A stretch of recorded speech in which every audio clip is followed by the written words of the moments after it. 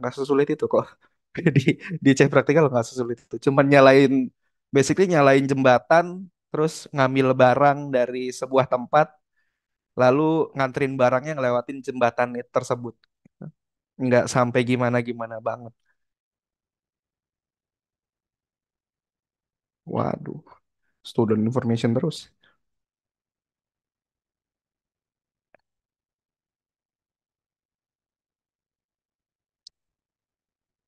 Bedanya JH sama isi kunci langsung nggak ada. Di isi kunci langsung tuh, basically isi kunci langsung tuh nggak bisa menjual si C ini ya teman-teman, harus melewati distributor sama accredited training center yang sudah melewati tahapan-tahapan untuk jadi accredited training center gitu. Nggak bisa jualan langsung dia. Atau kalau kalian beli di websitenya nih, ya gimana tidak ada training gitu. Atau misalkan kalau ada, ya trainingnya lewat distributor lagi gitu. Dan trainingnya sama orang India, kan pusing ya. Rata-rata pakai orang India. Ini isi konsilnya base-nya di India tau, HQ-nya.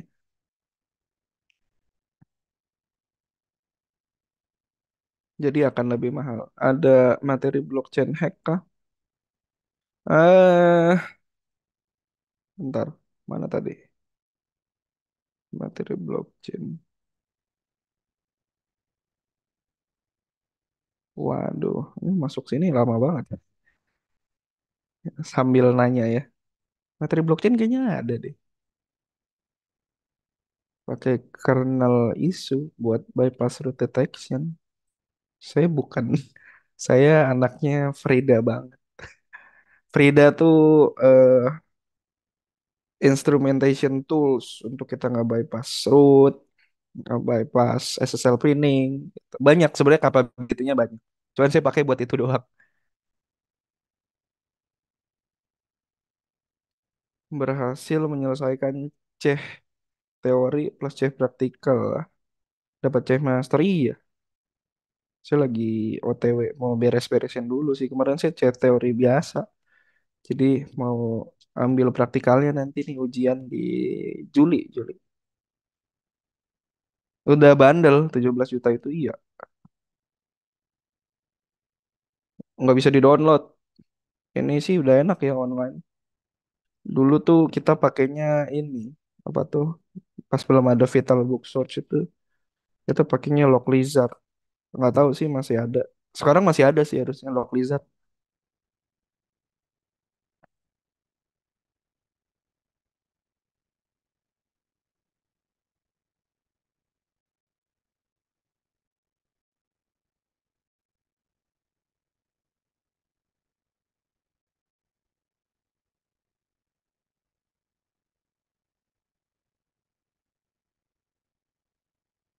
Eh,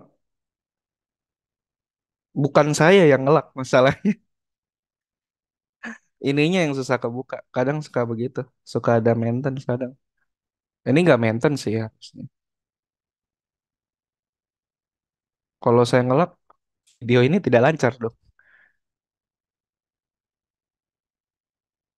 Kalau belum paham banget hacking, apakah bisa langsung ambil sertifikasi C? Ya bisa-bisa aja kan training. Malam ini teori apa ada prakteknya? Praktek tipis-tipis sih. Nyata. Oh iya, bentar ya. Ini daripada kita agak nganggur, sambil tungguin ini ya. Jadi kemarin kan kita pakai burp suit.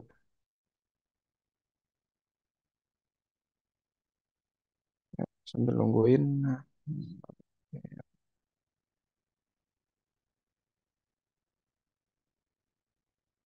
wah, sebentar.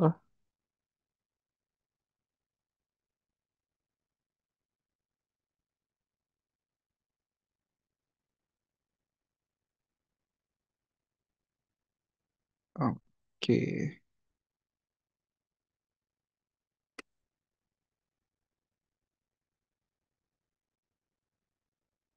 Ya, ini lihat ya grupnya teman-teman, jadi tampilannya udah makin bagus nih. Oke, kemarin basically kita ngelakuin dictionary attack. Jadi kita ngetek based on eh, payload atau word list yang kita cari di Google, common password gitu. So, jadi burp suite ini sebenarnya ngapain? Kan sebelumnya ada tuh kita ngelihat intercept apa gitu. Jadi basically burp suite ini ngelakuin man in the middle attack di komputer kita sendiri. Targetnya kita. Contoh, ntar saya cari website yang aman dulu.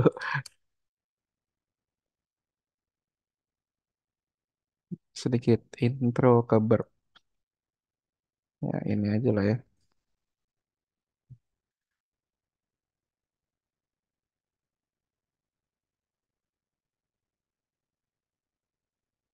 Oke.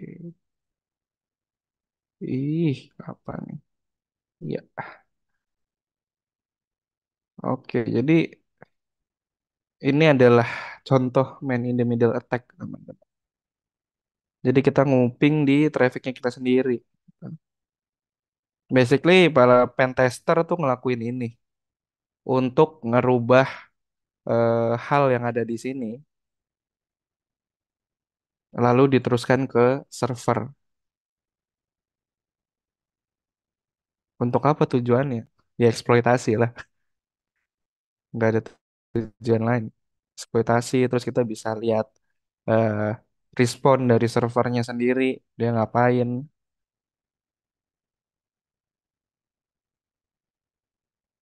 Nah, untuk melihat respon, sebenarnya ini bisa, kita bisa langsung lihat responnya di bawah sini. Cuman ya biasa saya begini sih. Oke, repeater. Begitu dikirim kita dapat apa gitu.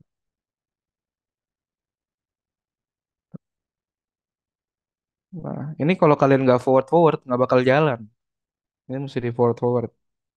Nah, cara kalian komunikasi sama sebuah website itu kurang lebih yang eh blanknya seperti itu gitu. Kan kalau kalian komunikasi biasa kan nggak bisa dilihat kan. Ini kalian ngapain sih? Cuma pencet-pencet doang. Ketika kalian pencet-pencet, ini hal-hal seperti ini tuh diteruskan ke server berdasarkan action yang kalian buat. Jadi pas kalian mencet Tokopedia, mencet Shopee gitu, di belakangnya tuh begini teman-teman.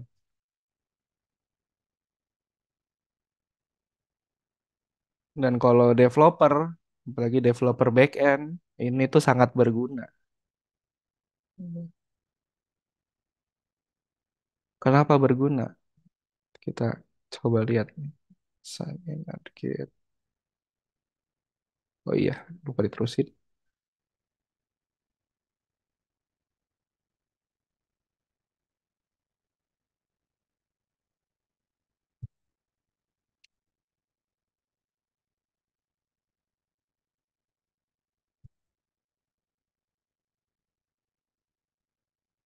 Eh,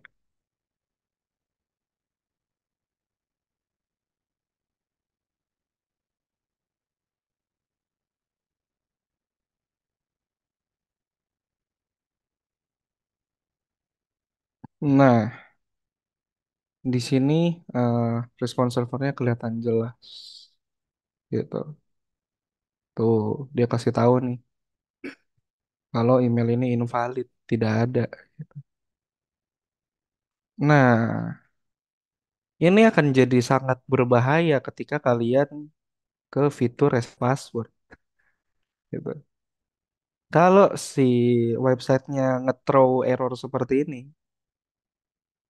berarti kalian bisa harvesting email atau memanen email orang lain. Kenapa begitu? Karena kalau ini email tidak ada, dia akan ngasih tahu begini, gitu. Tapi kalau emailnya ada, dibilang passwordnya salah. Jadi buat teman-teman developer ketika bikin reset password atau login, kalian harus nge-throw error yang general. Jadi misalkan di reset password nih, kalau kalau email ini ada, kita akan kirim ke emailnya. Tapi kalau email ini tidak ada, ya kalian nggak dapat token untuk reset password gitu. Terus kalau di login, ketika password kalian salah, baiknya itu nge-throw statement atau nge-throw error, bilang email atau password kalian salah. Nggak bilang, oh passwordnya salah gitu. Jadi kan orang tahu ya, ini ternyata email ini ada, teman passwordnya aja salah. Nah itu jadi eh, orang kayak saya nih bisa berpikir, oh ini emailnya benar kok. Kita tinggal coba trying aja gitu, sambil kita memanen email lain. Jadi hal-hal sekecil ini pun kita perhatikan saat melakukan testing. Dan response server ini bisa berbicara banyak ketika kita melakukan testing. Nah, jadi itulah perwujudan dari man in the middle attack, teman-teman. Sambil kita intip dulu ini udah kebuka apa belum? Agak takut ya ngelihat.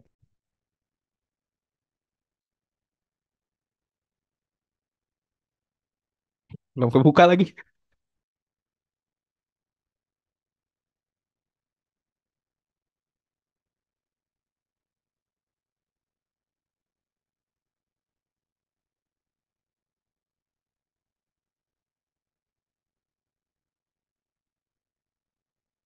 Jadi pusing. Antara UX dan security harus disesuaikan. Iya, pusing memang. Nggak ada yang nggak ada yang nggak pusing di dunia ini gitu. Kalau hack mantan selingkuh gimana caranya? Ya kalau udah selingkuh tinggalin lah. Sesimpel itu.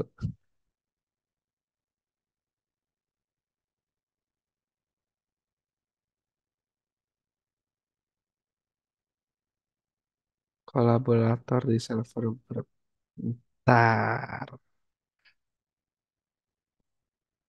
Nih pertanyaan begini, kayaknya saya lebih ke ngasih fiturnya satu-satu apa deh ya. Nanti tolong tag saya lagi, Mas Anonymous, biar kalian tahu cara pakai verb seperti apa. Oke, kalau jawab ini doang kan nanti kalian bingung nih, ada pencetakan lain nih. Gitu. Tag aja.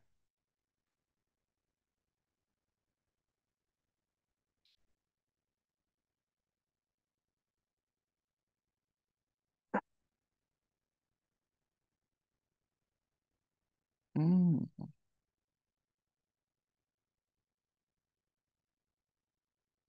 Tools yang paling sering digunakan di pentest web. Ini kita sekalian bahas teknikal ya, karena intinya lama banget. Bentar, bentar, bentar.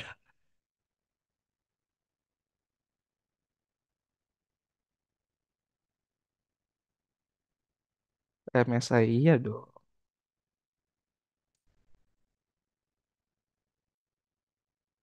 MSI enaknya. MSI itu kayak Xiaomi-nya di laptop lah.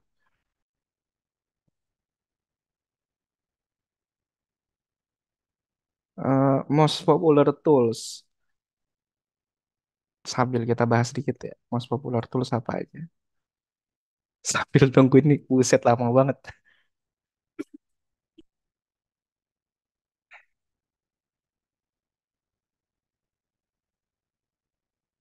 Oke, most popular tools yang sering dipakai. Burp salah satunya. Kayak kalian pakai Burp aja udah cukup ya sebenarnya. Terus ada Wireshark. Ini buat tapping network, teman-teman. Ngelihat traffic, sniffing di traffic atau menguping di traffic. Juga berguna sekali buat forensik. SQL Map. SQL Map itu buat kayak melakukan SQL injection tapi otomatis. Tapi kalian masih bisa melakukan banyak hal ya di sini. Metasploit. Metasploit ini adalah kumpulan dari berbagai modul untuk melakukan eksploitasi. Dan dia bisa menghidupkan modul lain seperti Nmap gitu-gitu, Aircrack itu juga bisa dihidupkan sama dia. Tapi dia juga bisa ngelakuin eksploitasi zero days atau common vulnerability and enumerations. Nmap ini buat melakukan active scanning, jadi kita kayak nanya-nanyain langsung ke server, dia tuh pakai teknologi apa aja, port yang kebuka apa aja, lalu service yang berjalan di balik port itu ada apa aja. Aircrack, nah, ini buat network, testing networks. Nah, ini adalah kode untuk wireless, teman-teman. Akunetics ini sama kayak Nessus yang kemarin saya tunjukin untuk melakukan vulnerability assessment, gitu.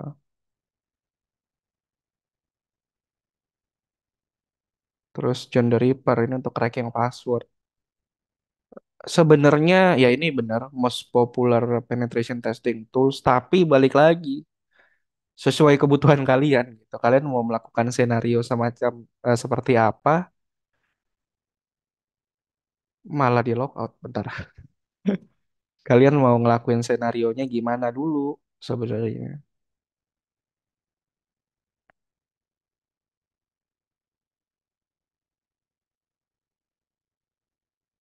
Jadi tools itu beragam, tapi mostly kita pakai Burpsuit sih. Burpsuit, Nmap, Nessus, SQLMap, Wireshark. Ya, OS-nya tidak harus kali Linux ya.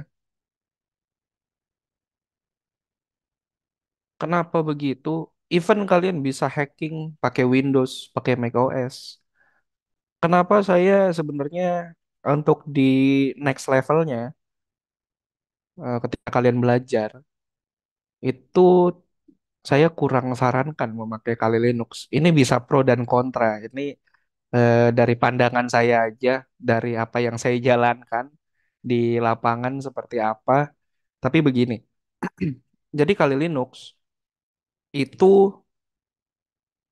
akan dideteksi sebagai aktivitas berbahaya di server gitu atau di alat monitoring.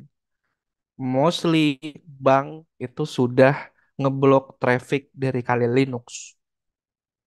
Ini bukan saya ngajarin kalian ngehack bank, cuman kondisinya seperti itu karena pengalaman saya banyak di bank dan saya juga nyeting beberapa hal di tempat saya kerja dulu di bank.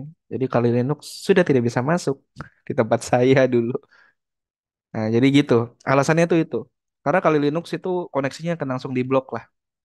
Kalau kalian melakukan eksploitasi terhadap eh, industri-industri perbankan atau industri finansial lainnya. Bank lah, jangan industri finansial lain. Bank itu udah pasti keblok, rata-rata pasti keblok. Jadi saya tuh lebih seneng pakai Windows. Kalau mau yang nggak keblok tuh bisa pakai Parrot OS. Itu masih banyak belum keblok.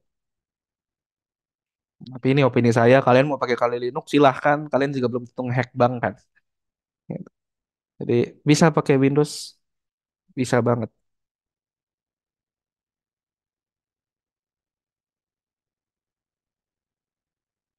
Dan bahkan saya sangat encourage teman-teman belajar dulu nggak apa-apa di Kali Linux. Tapi setelah itu pakai pakai kayak Windows, macOS gitu. Mungkin di Windows dan macOS akan jauh lebih effort karena kalian harus install package-package lagi. Kayak misalkan kalian pakai tools, pakai Nuclei gitu misalkan. Saya lupa ini beneran Nuclei atau bukan. Nuclei itu kayak Nessus juga, Vulnerability Assessment Tools. Nah, tapi kadang di tools itu kan dia masih pakai bahasanya pakai Ruby, pakai kalau Python mah udah langsung install aja udah tutup mata. Udah pasti bisa lah gitu. Nah, itu kalian harus nginstal edition-edition itu lagi gitu. Susahnya itu. Sisanya mah berjalan seperti biasa aja. Mungkin komennya beda dikit lah, tapi sisanya berjalan seperti biasa. Jadi saya encourage teman-teman pelan-pelan hacking pakai Windows, pakai macOS. Saya lebih encourage begitu sih. Ini banyak banget pertanyaan nih. Gimana caranya agar IT team tujuan gimana caranya basically gimana caranya mereka merespon pelaporan kalian tergantung IT timnya. Ya, saya nggak punya cara lain sih. Atau cari orang-orang pentingnya menggunakan teknik open source intelligence. Itu kedengeran agak jahat memang. Cuman itu bisa langsung direspon sama mereka. gitu. Atau masukin file gitu ke tempat mereka kalau misalkan probability-nya ada. Tapi jangan, nggak nggak direkomen. Itu iseng, itu bercanda teman-teman. Sangat-sangat tidak direkomen ya. Ya, kita lanjut lagi ke C. Ya, soal teknikal, please misalkan ada beberapa pertanyaan, ingetin aja di grup karena membahasnya akan sangat lama, teman-teman. Jadi tolong tag saya di grup aja. Gitu.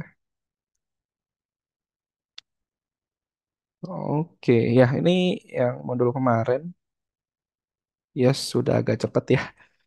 Oke, nah kemarin juga kita ngebahas motif, goals, and objective dari information security attack. Ini kayak tujuannya attacker mau ngapain gitu. Jadi tujuannya bermacam-macam ya. Itu kemarin udah saya jelasin nih, flashback sedikit. Terus klasifikasi dari serangan, passive attack, active attack, close in, insider attack, sama distribution attack. Nih saya jelasin lagi sedikit. Jadi passive attack itu analogi mudahnya itu kayak kita suka sama seseorang, terus kita kenal temennya, kita tanya terkait orang itu ke temennya gitu. Karena kita ceritanya nggak berani nanya langsung. Nah, itulah passive attack. Jadi kita membuka informasi tidak langsung dari sumbernya atau tidak langsung nanya-nanyain target gitu. Kalau active attack, ini kalian udah agak belak-belakan sama orang yang kalian suka, itu kalian langsung nanya ke orangnya, orang ini sukanya apa. Nah, itu active attack. Nah, kalau di realnya ya kita langsung nanya ke server pakai beberapa plugin. Nah, salah satunya ini ya. Ini Wapalizer. Wapalizer bisa ngelihat teknologi stack yang dipakai di target kalian atau di website manapun. Kalian bisa tahu dia pakai JavaScript framework-nya apa aja, development yang menggunakan apa, libraries-nya seperti apa, dan hal seperti ini sangat berbahaya. Kenapa? Saya contohin. Ya, ini harusnya nggak ada vulnerabilities ya. Cuman kalau ada ya, ya begitu.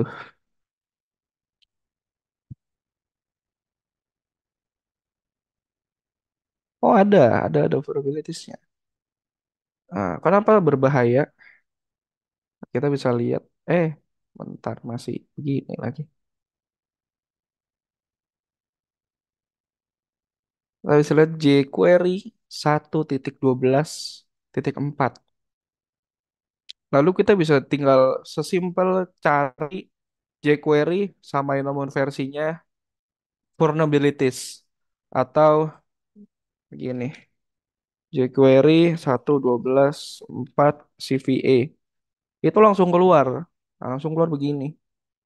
Dia ada chance untuk melakukan cross-site scripting. Gitu. Jadi bisa kita manipulasi input-inputnya. Ya. Atau bukan hanya di input juga bisa sebenarnya. Tapi dia ada chance untuk melakukan manipulasi. Makanya versi itu tidak boleh kelihatan teman-teman. Mungkin ada beberapa versi yang nggak bisa ditutup. Dan di situ peranan eh, firewall itu bekerja untuk menghalangi serangan-serangan tersebut gitu. Nah, ini kenapa berbahaya tuh seperti ini, teman-teman. Jadi tolong ya kalau kalian kerja di kantor, versi-versinya masih kelihatan, mungkin ini ada beberapa yang nggak bisa ditutup. Sebisa mungkin dihilangkan versinya. Ada kok settingannya, pasti ada. Gitu. Untuk yang common-common tuh pasti ada. Supaya apa? Supaya attacker tidak bisa melakukan banner grabbing. Ini adalah salah satu contoh banner grabbing menggunakan plugin. Ini tools wajib ya, teman-teman kalau kalian mau melakukan penetration testing. Dan ini sangat berguna di tahapan awal reconnaissance atau profiling target. Cari tahu teknologi stacknya, dia pakai apa aja. Lalu cari tahu bagaimana si teknologi stack ini menghandle exploit. Jadi kalian bisa berpikir dengan cara lain untuk masuk gitu. Atau bisa cari juga kira-kira kelemahannya Cloudflare apa sih? Next.js apa sih? Begitu. Cara pikirnya tuh begitu. Iya. Ini screen saya aman kan ya? Aman kok. Oh, oke. Aman. Terus kita lanjut, ada closing attack. Closing attack itu kayak kita attack langsung ke physical access company. Insider attack itu kita nyamar jadi vendor atau jadi karyawan untuk naruh backdoors, keyloggers. Backdoors itu kayak pintu kemana sajinya Doraemon, tapi kita masuk ke servernya dia. Gitu. Kalau keyloggers, keyloggers tuh kayak dia ngetik apa kita bisa tahu gitu. Kecatat semua apa yang dia ketik. Itu keyloggers. Malware capabilitiesnya banyak sekali. Bisa nyuri data, bisa keyloggers juga as a backdoor.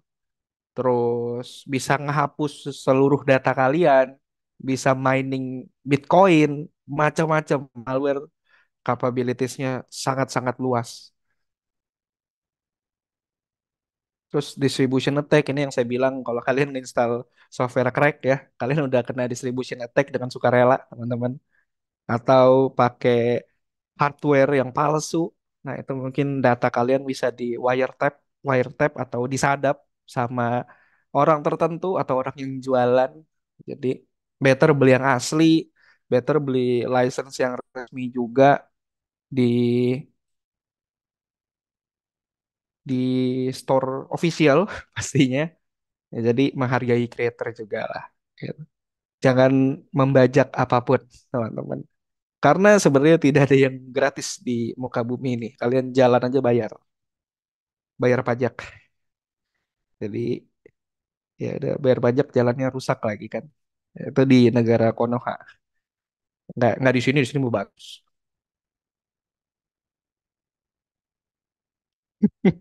Ya, iya saya stop. Saya takut diculik. Oke, ini information warfare, ada defensive sama offensive. Eh, Ini saya ulang lagi sedikit. Jadi ada information warfare. Kenapa ada information warfare? Gitu. Jadi kita tidak berperang di darat, laut, udara lagi, tapi ada satu dimensi baru, itu dimensi cyber atau dunia maya. Nah ini dua ini yang bermain, ofensif sama defensif. Gitu. Ya ofensifnya seperti apa? Kalian sudah lihat. Saya juga sudah praktekin. Defensifnya kita udah ngobrolin kemarin banyak banget.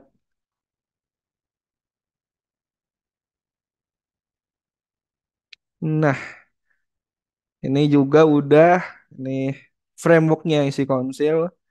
Branding, scanning, enumeration, probability analysis.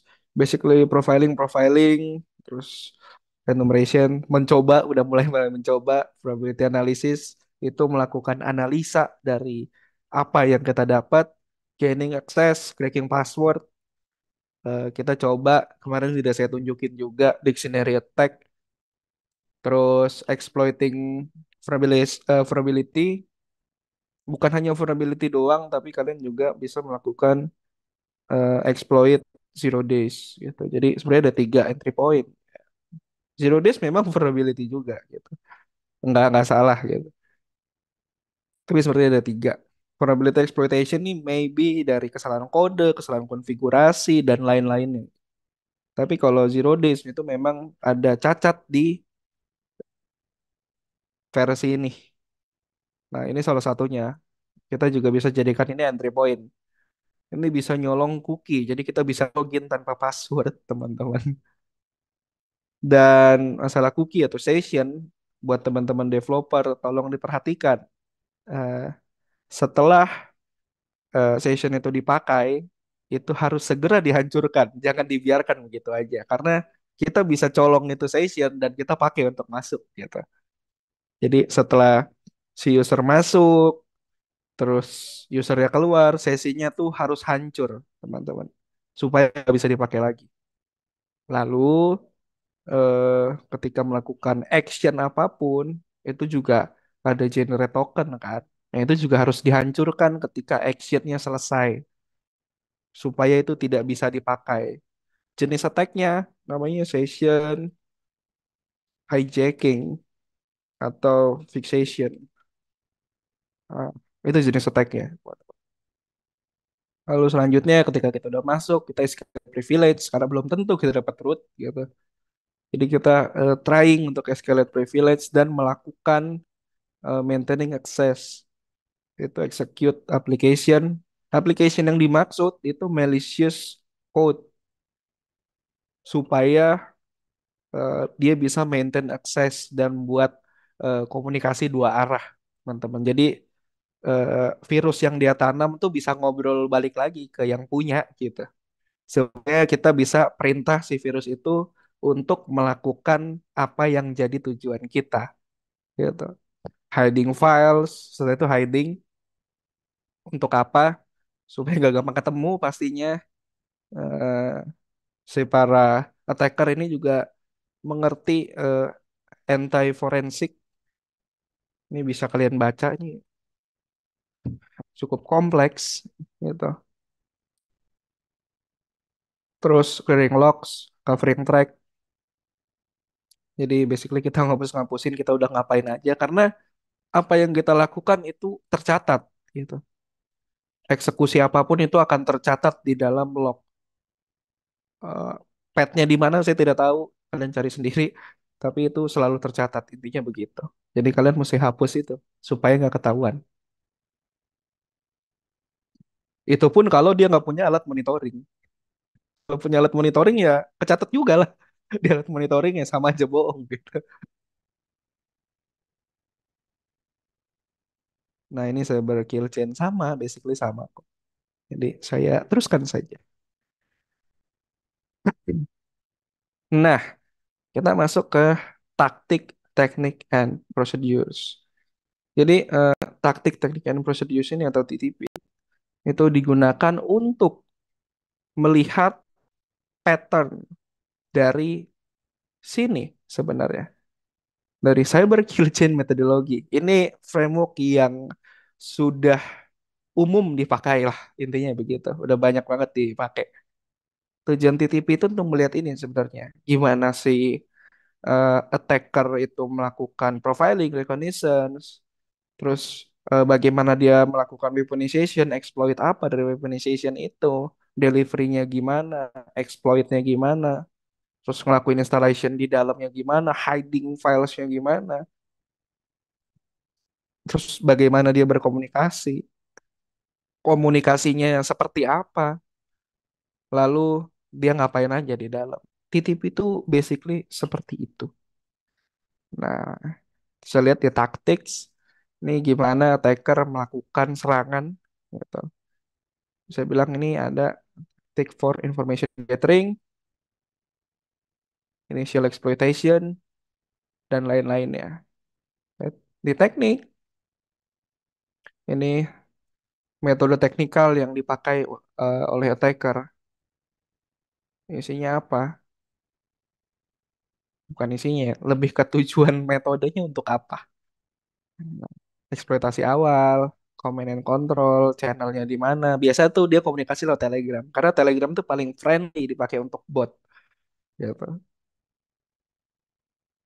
Tapi nggak tahu apakah biasa Telegram biasa tuh bisa menampung sebanyak itu. Itu nggak tahu. Apa mesti bayar? Saya juga nggak tahu. Biar nggak kedetek EDR. Wah, cari ini teman-teman. EDR itu Endpoint Detection Response ya teman-teman. Itu juga berfungsi untuk monitoring dan ngasih tahu apa yang terjadi. Buat kalian yang tidak tahu.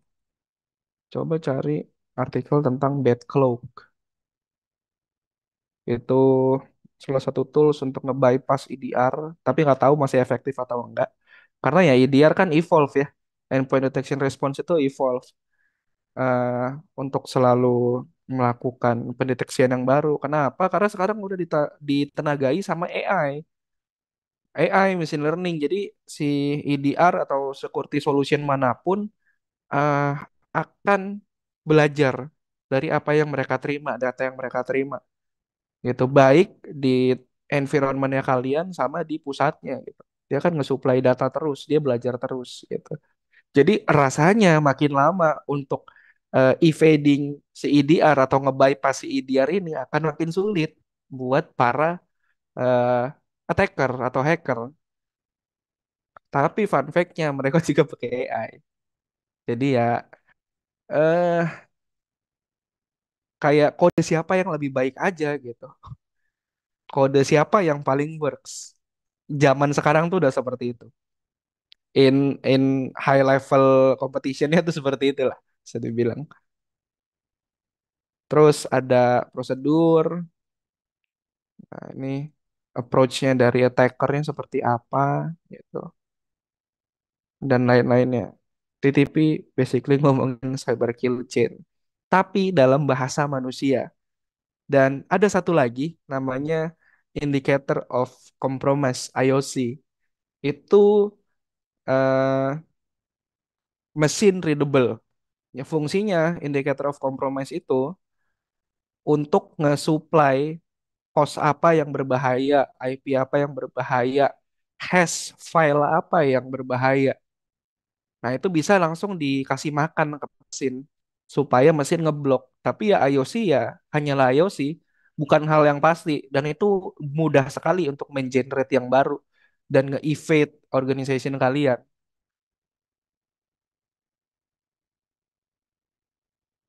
Dan ya ini juga dibagi dua ya untuk seperti ini. Itu tuh TTP ini itu human readable, dan informasi terkait TTP ini itu bisa dibagi-bagi lagi based on siapa yang nerima, teman-teman. Kalau yang nerima stakeholder ya harus kita buat segampang mungkin dong, high level summary gitu. Biar gampang dibaca, orang gampang ngerti. Itu untuk orang awam. Tapi untuk yang kayak lead yang bisa langsung take action dari laporan ini ya laporannya beda lagi lah gitu. Lalu ada machine readable seperti yang sudah saya jelaskan tadi, IOC namanya, Indicator of Compromise. Saya tulis dulu. Indicator of Compromise.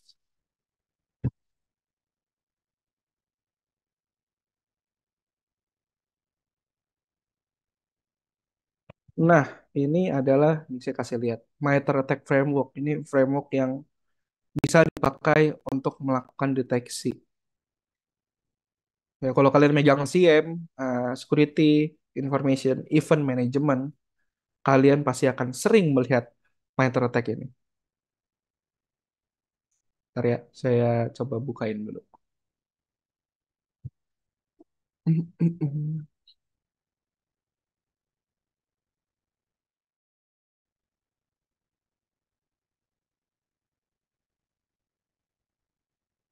Oke. Jadi bentuknya MetaTrack itu begini. Ini dipakai untuk memudahkan deteksi. Basically ini indikator untuk kita melakukan deteksi. Jadi di CM kalian tuh akan muncul kode seperti ini. Kode seperti ini apa? Nah, kalian bisa lihat. Sebenarnya sih udah dijelasin di CM-nya. Jadi, oh ya, CM itu apa juga? CM itu tempat di mana log-log berkumpul dan dianalisa lagi. Gitu. Jadi, log orchestration lah CM itu. Lognya dari mana aja? Dari Network Detection Response, terus Intrusion Prevention System, XDR, Extended Detection Response, EDR, Endpoint Detection Response, antivirus, terus bisa log dari eh, website kalian juga bisa gitu. Jadi dikumpulin semua di situ. Nah, itu CM tuh seperti itu gitu. Log orchestration ya, log collector juga benar. Dan di CM itu ada ini, indikator ini. Jadi misalkan ada yang nyerang nih, indikatornya kelihatan. Dia itu lagi ngapain sih? Misalnya lagi tahapan awal, lagi nge-scan kita pakai Nessus atau pakai Nmap gitu. Nah, jangan seneng dulu. Bukan cuma ini doang. Ada lagi subtekniknya. Tuh, lihat di bawah T1595. Terus ada titik lagi 001. Nah, ini indikator ini yang dia pakai untuk melakukan deteksi. Terus untuk kayak kita bikin apa tuh tempat deteksi khusus. Jadi misalkan kita udah tahu nih kode-kode attack ID. Nah, ini namanya attack ID, teman-teman. kita udah tahu kode dari attack ID dari sebuah virus gitu. Kita bisa bikin satu panel khusus untuk mendeteksi kelakuan si virus ini di CM-nya kita. Jadi ketika ada tanda-tanda dari virus ini di dalam environment kita, itu langsung bisa ngasih kita alert supaya kita bisa langsung tindak lanjutin gitu. Nah, banyak banget. Ini baru satu kode yang saya buka.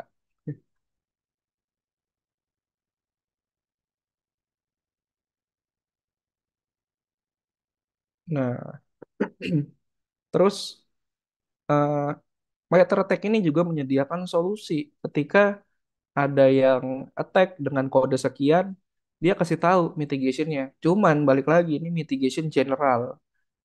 Belum tentu ini cocok di environment kalian. Cuman ya as a knowledge, kenapa tidak gitu kan? Bisa jadi bahan bacaan yang bagus. Jadi dia bukan hanya ngasih tahu indikator attack, ngasih tahu lengkap platformnya apa aja, permission require-nya gimana gitu. Dan dia cukup update. Ini keren banget. Ini organisasi non-profit, tapi memang researchernya banyak banget, teman-teman. Nah, ini mitigationnya, kasih tahu harus ngapain sih. Dan ini bisa sekali diikuti, cuman balik lagi, kalian harus paham juga sama environment tempat kalian kerja, gitu. Terus detection. Nah, ini detectionnya ada juga nih. Tapi basically ini bisa dipakai untuk detection. Sebenarnya bisa juga.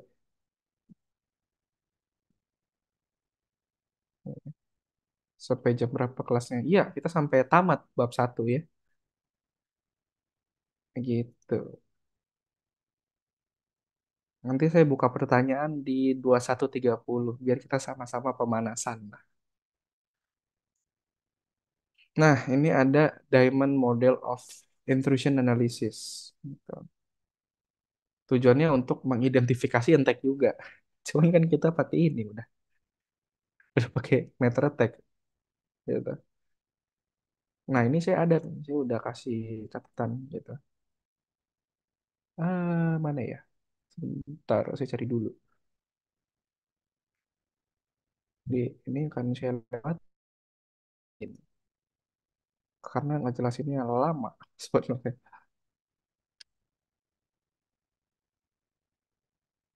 Tolong jangan ngechat dulu. Nah, silakan dibaca. Jadi ini saya lewatin. Saya screenshotin juga. Ya, tapi nggak boleh. Jangan, nggak boleh.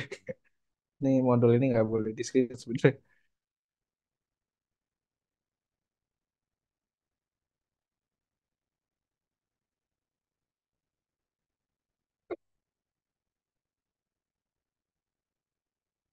Oke.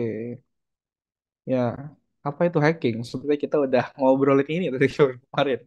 Hacking itu ngapain? Hacking itu sebuah upaya untuk eh, melakukan eksploitasi terhadap sistem gitu. Dan compromise security control. Intinya kita mencoba untuk merusak sistem.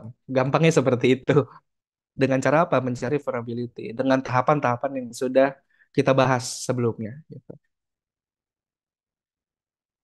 Terus ya ini kita juga tujuan utamanya memodify si aplikasi di luar tujuan dari creator. Harusnya misalkan nih, harusnya creator Tokopedia. Tujuan creator Tokopedia adalah supaya orang bisa belanja dari segala penjuru Indonesia gitu. Tapi tujuan kita bisa modify itu. Gitu. Mungkin yang langsung yang jahatnya aja. Jadi kita bisa melakukan eksploitasi karena si Tokopedia ini menjangkau sampai seluruh Indonesia, berarti data yang di dalam ini banyak. Gitu. Data orang-orang di dalam ini banyak. Kenapa? Karena harus jadi pas kita jadi seller, kita harus verifikasi ini itulah untuk membuktikan keaslian kita, beneran kita yang jualan.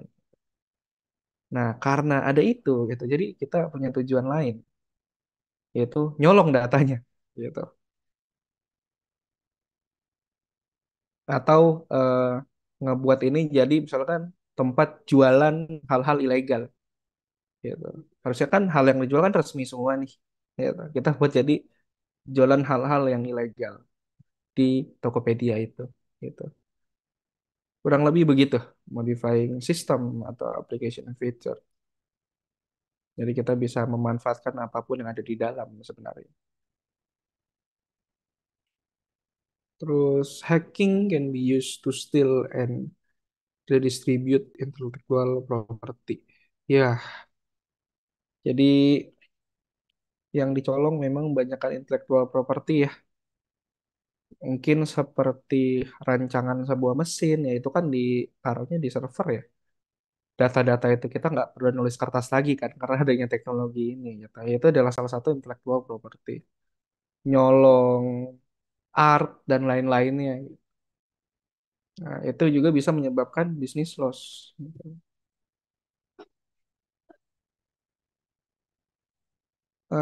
Who is a hacker? Siapa hacker? Hacker punya excellent computer skill, ya computer skill yang cukup baik, tidak seperti orang biasa. Sesimpel kalian googlingnya lebih bagus dari orang biasa, itu udah excellent menurut saya. Jadi buat teman-teman yang lulusan IT ini, gitu, apakah kita ingat dengan pelajaran programming yang ada di kampus? Saya yakin kalian bisa jawab, kalian tidak ingat dengan apa yang kalian pelajarin di kampus. Gitu. Tapi kemampuan googling, wah itu udah kayak muscle memorinya kalian. Jadi kalian bisa googling dengan kemampuan di atas rata-rata. Gimana cara googlingnya? Ini saya kasih tahu supaya googling kalian advance.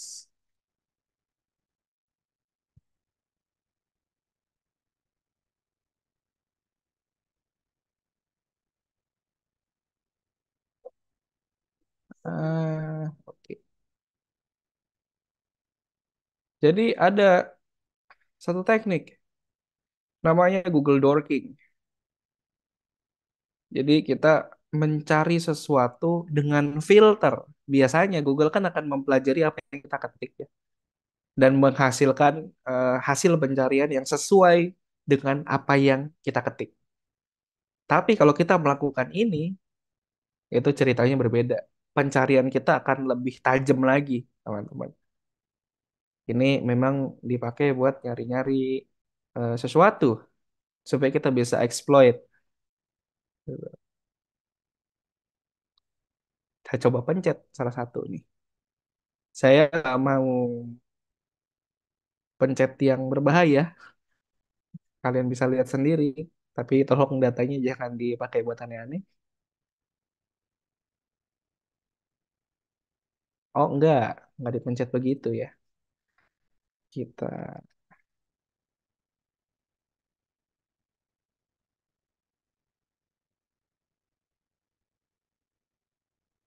ah, ini adalah cara untuk mencari login.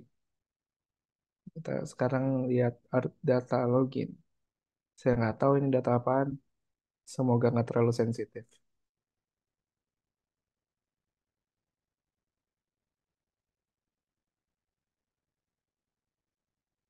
Ah, ya, ya ini NASA punya. Dihack aja, nggak apa-apa. Ini nanti nama kalian ada di Hall of Fame-nya NASA.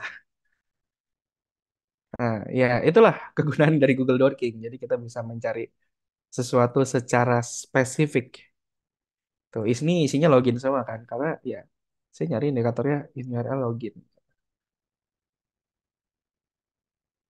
Ya, kalau mau hack, NASA aja biar nama kalian bagus. Nanti dapat hadiah juga.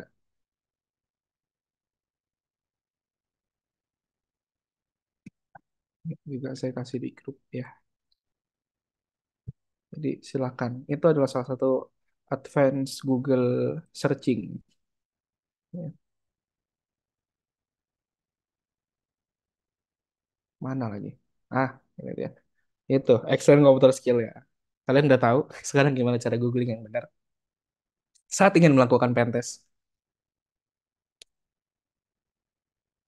Terus untuk beberapa hacker, ya hacking is a hobby. Benar. Pada awalnya hacking ya hobi gitu. Jadi kita punya kayak apa ya? Ketika kita berhasil melakukan eksploitasi terhadap suatu target, itu senangnya kayak kalian belajar programming ngetik hello world gitu. Atau kalian dapat handphone pertama kalian, atau dapat motor pertama kalian dan lain halnya. Seperti itu rasa senangnya, makanya eh, orang nganggap hacking itu hobi untuk orang-orang yang baru belajar, dan itu hobi yang bagus dan sangat-sangat menghasilkan, teman-teman. Apalagi lapangan pekerjaannya banyak sekali dan kalian bisa dibayar dengan sangat-sangat baik di pekerjaan tersebut gitu. Ya, saya gaji tuh dalam waktu kurang lebih 4 tahun dari gaji awal saya nggak tahu udah naik 3 kali lipat ada lah, ada dari gaji awal saya dalam waktu 4 tahun. Itu tergantung mulut kalian juga ya. Jadi kalian juga harus bisa ngelihat skop kerjaan kalian tuh seperti apa, kira-kira kalian worth-nya tuh di mana. Terus jangan apa ya, jangan langsung nembak gitu aja based on dari eh, research kalian di Google. Kalian juga harus tanya yang lebih senior lagi. Karena saya selalu melakukan itu saat sebelum nego gaji atau naruh ekspektasi gaji. Jadi saya konsul dulu nih sama bos-bos saya yang lama. Kira-kira dengan scope seperti ini layaknya dibayar berapa ya gitu. Nah, itu bisa sangat bagus sekali buat kalian. Apalagi memang eh, tenaga profesional di cyber security itu sedikit sekali, teman-teman. Jadi masih ada chance untuk mendapatkan gaji yang cukup besar gitu di cyber security. Even kalian cuman, oh udah kerja nih, tapi kalian bisa cyber security, silahkan melakukan bug bounty. Gitu. Di situ juga bisa dapat duit juga gitu. Saya juga dapat lumayan banyak dari bug bounty. Jadi silahkan sambil belajar-belajar, ngumpulin portofolio dari bug bounty, itu boleh banget dan sangat disarankan. Cuman bug bounty adalah perjalanan yang panjang, teman-teman.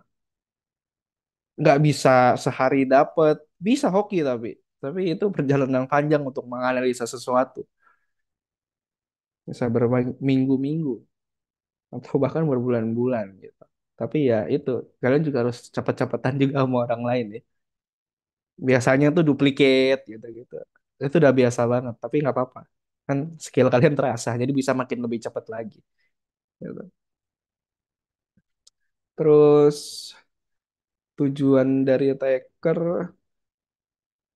atau ntar, some hacker intention can either gain knowledge or to probe and do illegal things. Ya, mostly orang yang baru belajar ya melakukan illegal thing. Jadi saat kita melakukan scanning itu namanya probing, teman-teman. Dan itu ilegal, sebenarnya itu tidak boleh dilakukan. Jadi saat kalian mulai scanning, aktif scan ya. Kalau pasif scan tuh kan nggak kelihatan ya. Ketika kalian melakukan aktif scan atau active information gathering, itu sudah dikonsider illegal gitu. Tapi ya banyak orang yang melakukan itu gitu. Jadi itu masih kayak ya kecil-kecilan. Ilegal bener, tapi ilegal gitu. Nah, ini ada hacker class, ada black hat, white hat, grey hat dan lain-lainnya. Black hat ini straight jahat pokoknya. Black hat jahat lah, udah. Nah, nggak perlu ngejelasin banyak hal lagi. White hat itu orang profesional kayak saya yang ngajar, yang kerja di perusahaan. a bug bounty, itu white hat. Gray hat tergantung order gitu. Dia mungkin bisa aja kerja di perusahaan as a IT professional, tapi misalkan ada kerjaan yang ada agak ilegal tapi bayarannya bagus, diambil itu gray hat, teman-teman. Terus suicide hacker. Ini black hat jahat, cuman kalau black hat ini dia udah dengan segala triknya untuk menghilang, tapi kalau suicide hacker dia tidak pakai trik. Dia memang sengaja ketahuan. Itu suicide hacker. Terus script kiddies. Ini script kiddies saya juga pernah menjadi seperti ini. Pas saya hacking sesuatu, saya taruh di Twitter. Ya, udah berhasil exploit ini gitu. Saya pernah ada di masa-masa itu, tapi tolong teman-teman jangan melakukan seperti ini. Norak banget soalnya. Kecuali kalian udah dapat sesuatu gitu. Bugnya sudah tervalidate, kalian bolehlah share itu, tapi dengan terms and condition dari eh, tempat kalian ketemu bug. Kenapa begitu? Karena terms and condition biasanya hal tersebut tidak boleh di-share ketika masih tahap fixing. Ketika sudah diberesin, udah dibenerin, itu baru boleh di-share. Ini hati-hati ya, kalian malah bisa eh, jadi nggak dapat rewards karena kalian nge-share itu duluan sebelum itu di-fix, dibenerin. Nah ini hati-hati banget gitu. Saya mengerti eh, kalian dapat sesuatu dan itu valid, tapi please tunggu itu di-fix, teman-teman. Jangan langsung di-share gitu. Atau boleh share cuman ditutup-tutupin tuh informasi sensitif.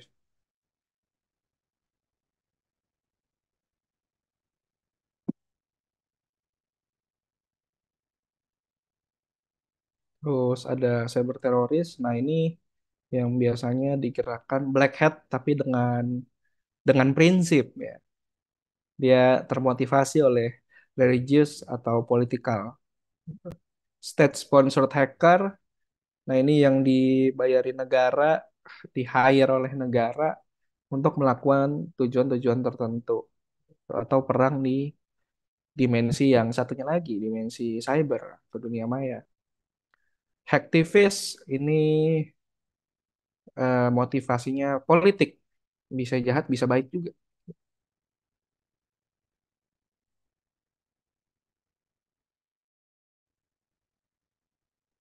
Oke, dari sini kita open pertanyaan deh. Pertanyaan teknis nanti boleh tag saya aja.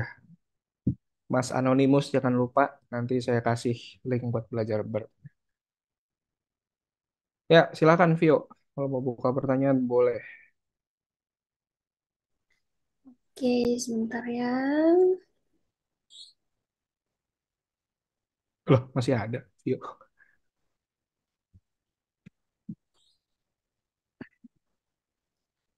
Teman-teman yang mau raise hand, mau tanya langsung, silakan raise hand. Yang mau Nah, chat juga aku udah buka kolom chatnya. Kalian bisa chat langsung ya. Oke, dari yang raise hand dulu ada 3 orang. Aku pilih yang pertama kali dulu, Kano Felix Kurniawan. Silakan. silakan. Halo, selamat malam Mas Kevin. Ya, Eh, aku beginner banget, baru baru baru baru belajar kulitnya aja. Mungkin minta masukan sih. Ada beberapa kolega juga menyarankan sebenarnya kalau mau belajar nyoba sebagai red team dulu gitu kan. Cuman eh, perlu guidance sih, istilahnya lebih amannya tuh kita belajarnya mulainya dari mana sih sebenarnya gitu kan. Eh, oh ya, FYI aku backgroundnya network engineer sebelumnya. cakep itu. Cakep banget network engineer. Ya, base dari semuanya memang belajar red team dulu. Ya kayak gini-gini. Sebenarnya ini basic banget. Cuman lebih ke belajar bagaimana sih eh, saat kita melakukan pekerjaan red team, kita harus ngapain aja. Terus Ketika kita menyerang sesuatu, kita harus ngapain gitu. Basicnya begitu sebenarnya. Itu bisa belajar di Try Hack Me sebenarnya. Jadi eh, saya lupa pet beginner pet apa-apa gitu. Junior penetration testing pet itu juga bisa sebenarnya. Begitu. Jadi base-nya tuh semua red team. Sebelum bisa melindungi sesuatu, ya belajar bagaimana cara menyerang dulu gitu. Supaya ketika melindungi sesuatu, kita tahu si attacker ini mau ngapain lah. Sudah bisa terpredik gitu. Seperti itu. Apakah sudah cukup jelas? Kalau dari eh, Mas Kevin sendiri, bagusnya setelah kan nih untuk network, oke lah mungkin aku nggak ada kesulitan gitu kan. Hal selanjutnya apa nih kira-kira yang aku harus belajarin gitu? Karena kalau semuanya kayaknya aku langsung terjun ke pelajaran apa namanya ethical ini agak agak kayaknya masih masih gantung gitu, bingung sih harus harus harus mulai dari mana gitu. Iya, sebenarnya memang salah masih gantung di sini karena ini berview soal cyber security banget. Awalnya tuh seperti apa sih cyber security dan ya saya yakin Mas udah punya knowledge ini juga. Cuman saya ingetin lagi aja dikit. Terus bagusnya start dari mana? Bagus banget udah punya basic network. Tinggal basically belajar hacking framework gitu. Di dalam hacking framework itu mesti ngapain aja. Yang yang ini nih. Uh, iya. Ini saya takut banget nih ngegeser slide ini nih. Yang tadi lah Mas, pokoknya tapi didalemin lagi Mas. Dari tahapan recognition, terus apa lagi tadi ya? Saya lupa lagi. Yang diamond tadi ya? Bukan, Oh bukan ya? bisa, bisa sebenarnya. Itu bisa banget sebenarnya. Cuman yang kayak gini tuh lebih jelas. Ntar ya, saya geser dulu. Nih, soalnya banyak banget ini. Slide-nya 2000, mana saya hafal. Saya ngeliat tahu kalau saya. Tapi apakah isi dalamnya saya hafal? Terlalu banyak.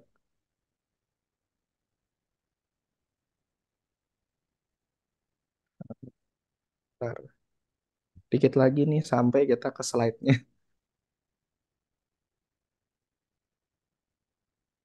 Nah, ini ya.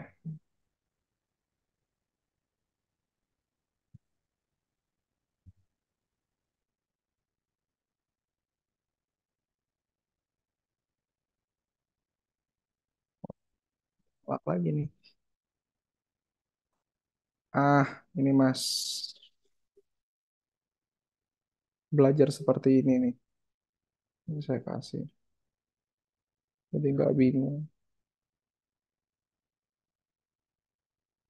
Jadi teknik-teknik kayak process scripting, binary attack, itu sebenarnya one thing, bukan hal mandatory.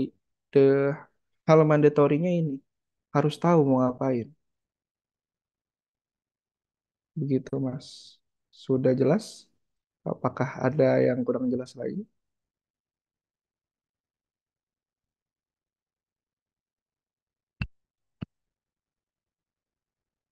Halo, suara saya jelas? Halo, halo, tadi ke mute. Cukup untuk saat ini cukup sih. Yes. Oke, terima Oke, kasih.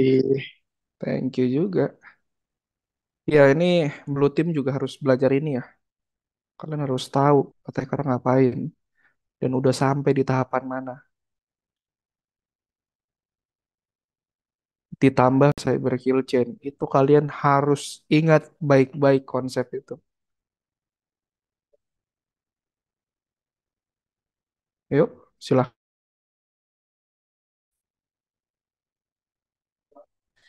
Oke, untuk pertanyaan selanjutnya boleh dari Mas Tauku Muhaimin.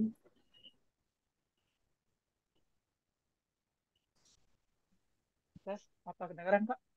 Kedengeran, aman. Mau nanya nih Kak, kalau itu kan ikut C itu kan praktiknya itu studi kasusnya gimana tuh Kak? Hah? Ya, Stat- yang praktis, yang ujian praktisnya, yang C itu, Mm-mm. studi kasusnya gimana tuh Kak? Apa Dari langsung disiapkan atau gimana? dari 20 modul studi kasusnya itu bisa dipelajarin di lab. Kasusnya kayak pentest gitu ah. Iya, kasus pentes, cuman tidak realistis ya. Jadi Chief Practical ini sebenarnya bukan studi kasus asli. Memang buat menguji teknik-teknik aja sebenarnya. Yang saya lihat sih begitu. Nggak realistis lah pokoknya. Oh, ya satu lagi Kak, ini kan ini baru belajar nih kan perlu kayak tes langsung kan kayak pakai studi kasus itu. Gimana kalau kita nguji biar aman gitu, biar nggak kan nggak tahu kita apa hari sial gitu kan. Gimana biar aman gitu waktu kita belajar langsung saat kita tes itu. Itu bisa dilihat di bug bounty platform. Itu kalian mau ngapain aja udah terserah sebenarnya. Ini saya kasih ya, Hacker One, Crowd, Redstorm, apalagi ya. Ya inilah yang saya ingat di situ. Lihat aja target di situ. Itu udah pasti mau diapa-apain nggak apa-apa. Ya, makasih ya. Ya, kok info burp yang tadi. Ntar, tunggu kelasnya beres ya. Satu lagi, satu lagi. Oke, satu lagi. Hmm, Kak Alfajri Akusuma, silakan.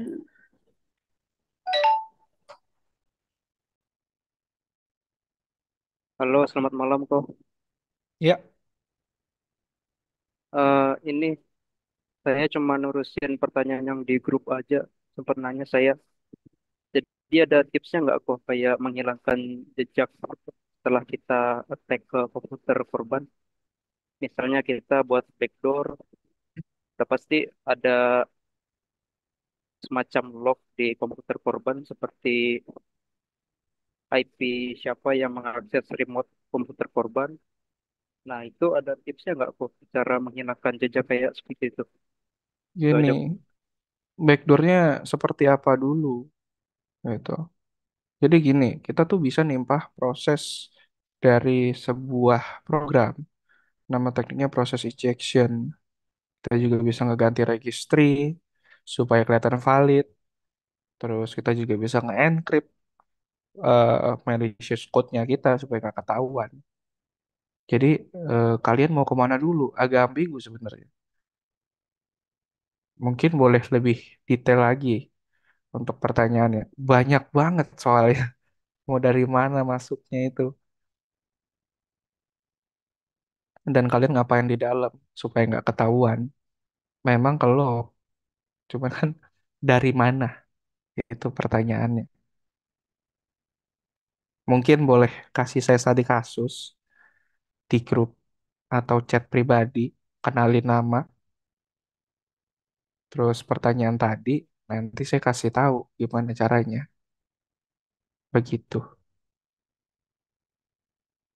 Nanti ya, Mas.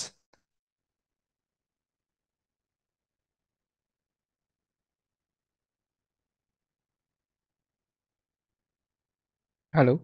Nanti chat saya aja. Mana orang hilang? Oke, udah. Ya, satu lagi karena ini agak ruwet sebenarnya.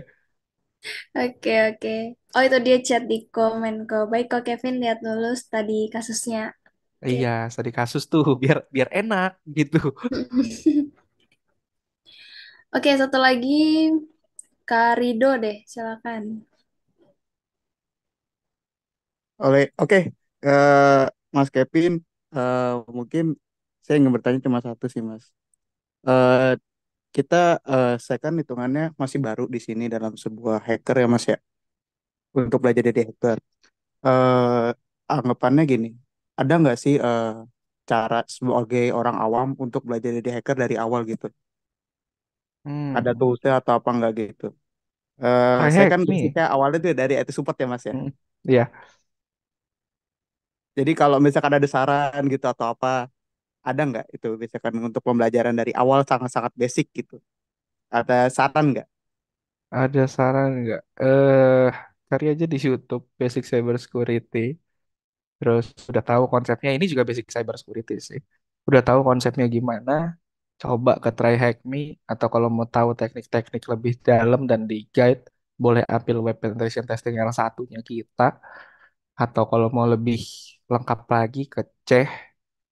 Tapi kalau misalkan eh pengen belajar mandiri, ya itu, buka YouTube, buka forum, basic cyber security dulu deh, tahu mau ngapain dulu deh. Itu. Sama belajar tahapan-tahapan tadi itu kan udah saya share juga di grup. Kira-kira hacking itu seperti apa? Boleh itu juga boleh dibaca. Ketika udah tahu, oh mau reconnaissance dulu, teknik reconnaissance nih apa aja sih? Gitu. Ketika saya nggak menghadapi blocker di salah satu teknik yang saya pakai, saya harus ngapain? Nah, udah masuk reconnaissance, bagaimana kita mengolah apa yang kita temukan? Gitu. Itu by Google. Saya juga dulu belajarnya begitu. Gitu. Apalagi saya belajar otodidak. Tidak ada yang guide saya. Ya, begitu cara belajarnya, Mas. Nanti boleh deh saya kasih YouTube-YouTube rekomen buat Masnya belajar deh, gitu. Jadi nggak usah belajar yang fancy dulu. Ini teman-teman harus tanam di kepala kalian baik-baik yang ikut sekarang. eh Tahu mau ngapain, objektifnya itu dulu. Nggak usah belajar cross scripting, privilege escalation, terus SQL injection dan teman-teman lainnya. Tahu mau ngapain.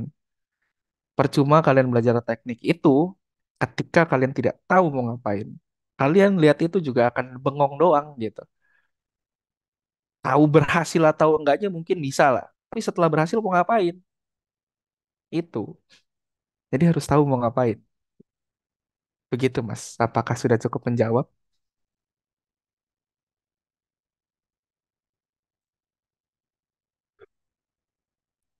Mana mana orangnya nih? Mas Rido. Lihat para sepuh seperti Pak Ono. Ah, Oke, sudah Mas. Thank you ya atas saran ininya rekomendasi ya. oke. Ya, kita sekarang lihat chat. Silakan yang menanya di chat saya pilih.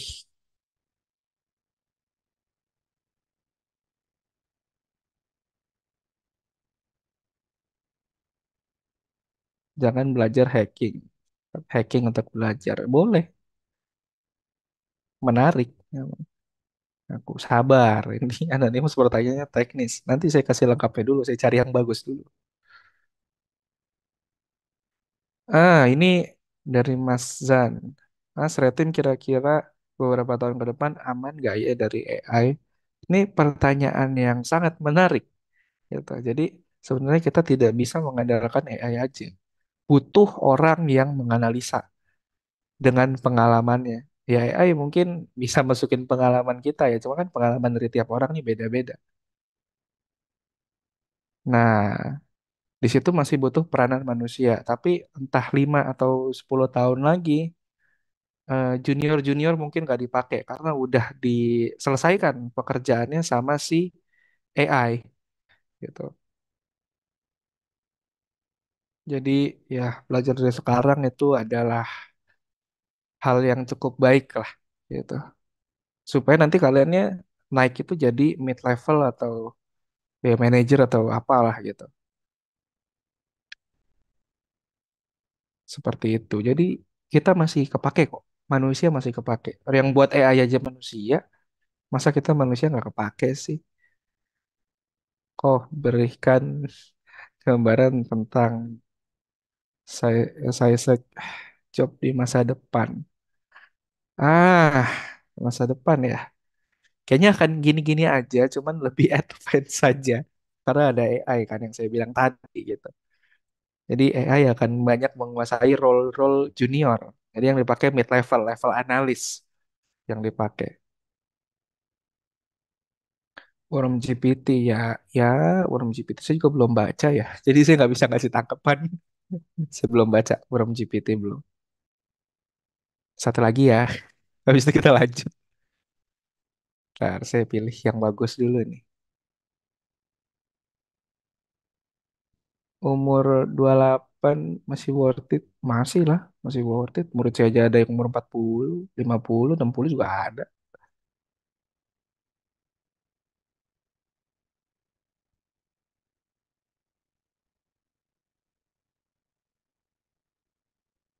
Ya, ya udahlah ya, selanjutin ya. Banyak banget. Kita lanjut lagi ke hacker kelas ini ada yang lain lagi ternyata. Banyak banget istilahnya dari si konsil.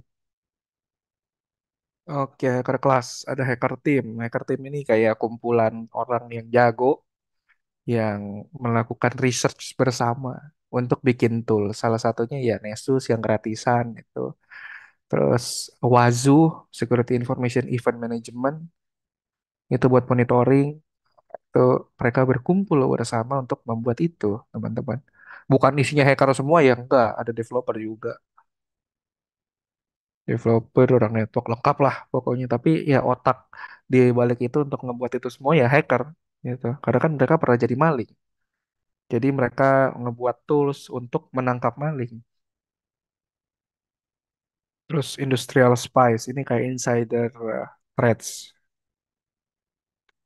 Tapi tujuannya untuk ngambil formula dari perusahaan, melihat pergerakan bisnis di dalam perusahaan.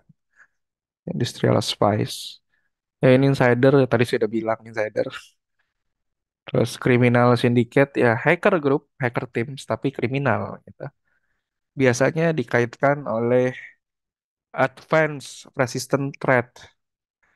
Jadi ya sebenarnya orang-orang yang bikin virus, bikin-bikin malware itu punya perusahaannya sendiri dan bergerak selayaknya perusahaan biasa, teman-teman. Kalau teman-teman pernah dengar Lockbit yang eh, menginfeksi salah satu bank di Indonesia, dia bahkan ada helpline-nya, ada bukan helpline, telemarketing lah gitu untuk buat bank tersebut negosiasi terkait ransom gitu, negosiasi pembayaran dan websitenya terbuka secara belak-belakan. Nah, makanya dia bergerak seperti perusahaan biasa, cuman ilegal aja. Nah, itu salah satu contoh dari criminal syndicates gitu. Coba kalian cari Lockbit deh. Lockbit, Lockbit, Lockbit Bank Indonesia gitu. Nanti cari aja. Adalah salah satu bank lah. Terus organized hacker. Ya ini sama aja kayak hacker team.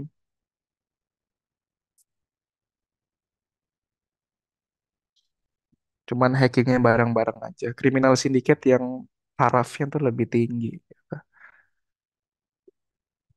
Karena ya bisnis gelap sekarang ya jualan data. Jualan data, jualan akses, jualan exploit ke uh, orang-orang. Itu bisnis gelap selain narkoba, senjata ilegal, trafficking. Di internet juga kita bisa melakukan human trafficking, yaitu bisnis di dark web lah. Seperti itu. Tapi uangnya juga cukup banyak. Kayak jualan data itu uangnya juga cukup banyak. Jualan data, jualan exploit. Bahkan ada yang jual exploitnya Apple sampai 2 juta dolar. Exploit untuk iOS, Mac gitu-gitu 2 juta dolar. Jadi itu sebuah bisnis yang sangat-sangat menguntungkan. Ini gambaran bukan nyuruh kalian bisnis seperti itu, tapi gambaran bisnis dunia yang gelap-gelap itu sekarang udah ada juga loh eh, di internet gitu.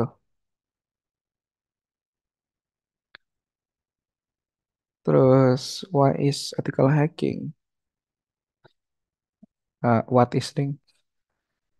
Ya, jadi ethical hacking itu ngapain? Gampangnya kita as an ethical hacker kita identify vulnerabilities Kita coba assess seberapa besar dampak dari celah keamanan yang kita temukan, lalu kita laporkan gitu dengan izin. Seperti itu ethical hacking. Terus kenapa ethical hacking penting? Karena ya di tahapan saat kita membuat sebuah aplikasi itu memang sudah diuji sebenarnya aplikasinya tuh, tapi hanya sebatas aplikasi ini berjalan dengan baik atau tidak. Kita tidak melakukan negatif testing. Mungkin ada ya negatif testing, cuman nggak negatif banget gitu. Jadi para eh, hacker-hacker ini dibutuhkan untuk eh, melakukan pengujian di luar dari kebiasaan aplikasi. Untuk apa? Untuk mencegah hacker lainnya supaya melakukan eksploitasi pada aplikasinya susah gitu. Bukan berarti tidak mungkin ya, susah. Karena hacker paling jago di muka bumi juga nggak bakal bisa garansi. Kalau gua yang testing 100% nih aplikasi bakal aman. Nggak ada begitu. Gitu. Bahkan vendor-vendor IT security yang biasa melakukan testing pun tertulis di laporannya, di klausul laporannya, bahwa perusahaan tidak menjamin aplikasi ini 100% aman. Gitu. Tapi setidaknya aplikasinya lebih baik. Gitu. Dan kabar buruknya untuk teman-teman developer, aplikasi tidak ada yang sempurna. Apa yang kalian buat semua itu cacat. Kenapa begitu? Karena terus diupdate. Jadi nggak pernah ada aplikasi yang selesai, teman-teman.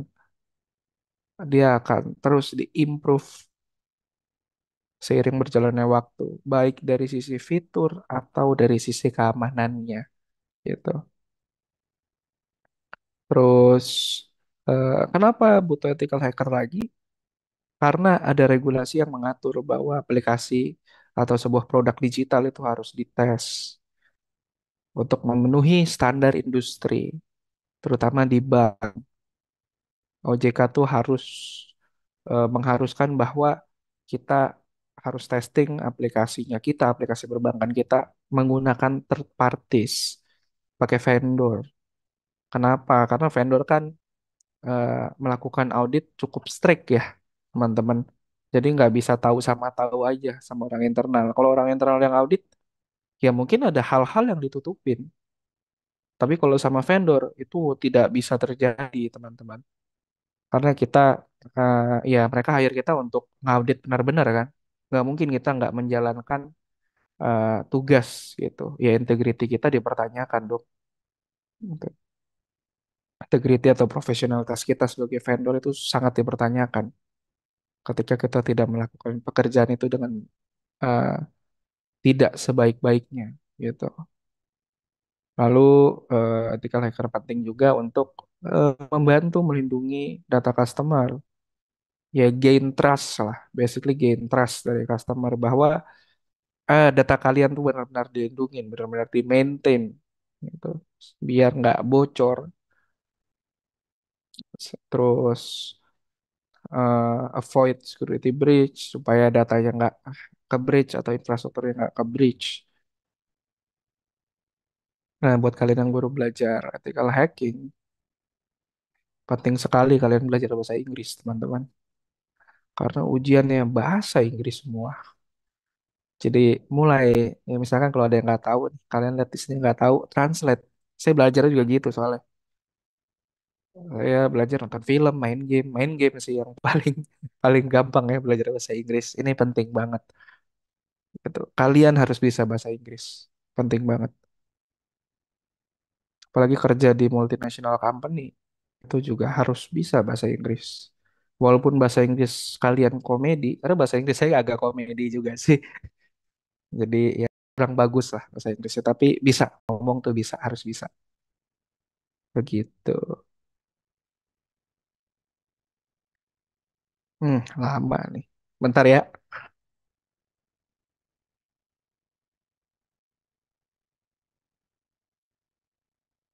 saya izin ke toilet bentar ya. Sekalian nungguin ini.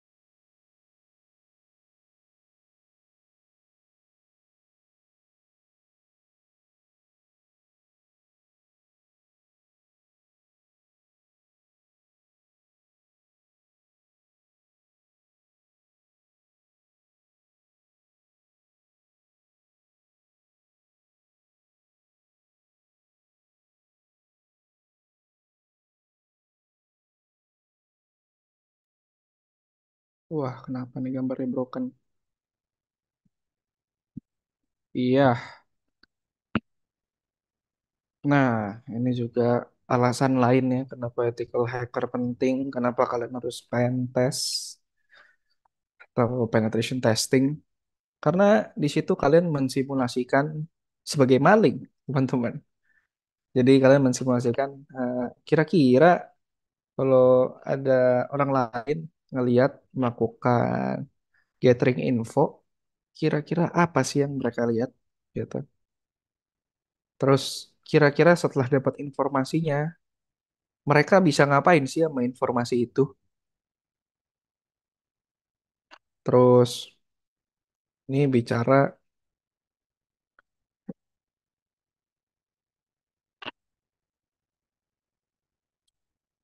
tentang attacker ini berhasil apa enggak sih gitu. Ya ini kan kalian nyoba gitu. Jadi as an ethical hacker gitu. Terus apakah semua komponen yang ada di targetnya kalian itu sudah benar-benar protected, ada benar-benar diupdate, sama benar-benar di patch nggak sih? Konfigurasinya benar nggak sih? Nah, terus seberapa banyak waktu, effort, investasi uang untuk melakukan proteksi ini gitu. Ini bicara tentang security solution. Kira-kira kalian melakukan beberapa skenario dan dari skenario ini kalian melihat bahwa oh kayaknya kita perlu firewall deh gitu. Atau kita perlu anti DDoS protection deh. DDoS itu distributed denial of service. Gampangnya kalian membanjiri lalu lintas dari website atau dari target sampai target itu tidak bisa diakses. Itu distributed denial of service dan itu ada protection yang memang. Nah, itu kalian bisa lihat tuh dari situ. Kira-kira butuh apa lagi ya? Terus apakah sudah comply dengan aturan yang ada? Aturan yang ada tuh yang biasa kita pakai di Indonesia itu ISO 27001 2022 sekarang ya. Nggak tahu sekarang, nggak tahu tahun depan di implementnya. Tapi nanti saya mau ujian itu 2022, kayaknya udah diimplement. Saya juga kurang ngikutin itu. Saya tahunya yang 2013 karena saya ngikut audit. Terus ada OJK juga. Nah, ini saya ngikut ngaudit juga OJK. As IT security ya, bukan call ya. Terus ada buat industri kripto itu Bapepti yang nanti akan di-switch juga ke OJK. Ada HIPAA. HIPAA itu buat standar industri kesehatan, tapi belum banyak diterapkan. Ada DMARC itu buat industri digital. Apalagi ya? Kayaknya itu deh. Saya juga nggak tahu industri digital Indonesia udah pakai itu apa belum. Tapi yang paling basic ya ISO 27001. Standar itu yang dipakai dan itu mengatur terkait apa aja sih yang harus dilakukan termasuk keamanannya. Udah benar-benar dilakukan apa belum. Dan itu tuh di surveillance diawasi setiap tahun. Nah, setiap tahun lah orang datang buat ngawasin kalian benar-benar nerapin nggak. Kalau kalian tidak benar-benar menerapkan sertifikat eh, kelayakan industri kalian ISO itu bisa ditahan gitu. Jadi penting banget melihat dan memaintain apa yang ada di dalam organisasi supaya industri kalian atau bisnis kalian bisa berjalan lancar dan customer punya rasa aman. Kenapa? Karena sudah menerapkan industri standar tersebut. Itu fungsinya tuh seperti itu, teman-teman. Terus scope dan limitation. Ya, scope-nya tuh gampangnya audit, identifikasi resiko, terus ngasih action plan untuk perbaikan dari apa yang kalian temukan, assist juga, assist perbaikan, bantuin perbaikan. Nggak jarang ya, apa tuh ethical hackers atau IT security profesional tuh bantuin perbaikan tuh tidak jarang. Tapi batasannya sampai mana? Ya kita nggak ikutan ngoding ya, cuman kita ngasih konsepnya aja sebentar. nggak ikutan ngoding, nggak ikutan. Kalau konfigurasi mungkin masih bisa lah. Tapi kalau ikutan ngoding tuh, wah ini project warisan siapa kita nggak tahu kan. Gitu. Kita ngasih konsepnya aja. Kalau konfigurasi itu masih reachable banget buat kita, karena kan kita biasa exploit dan cari cari celah di situ di infrastructure itu bisa lah, itu masih bisa kita. Jadi paling itu doang yang kita kerjain, tapi bantuin, kita bantuin kok. Kira-kira benarnya seperti apa tuh kita bantuin. Limitation. Limitation ini unless the basis of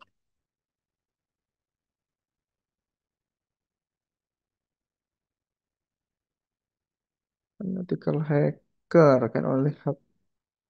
Oh ya ini tentang hiring vendor sih. Misalkan kalau SDM-nya kurang memadai, itu kita hiring vendor atau terbentur aturan biasanya.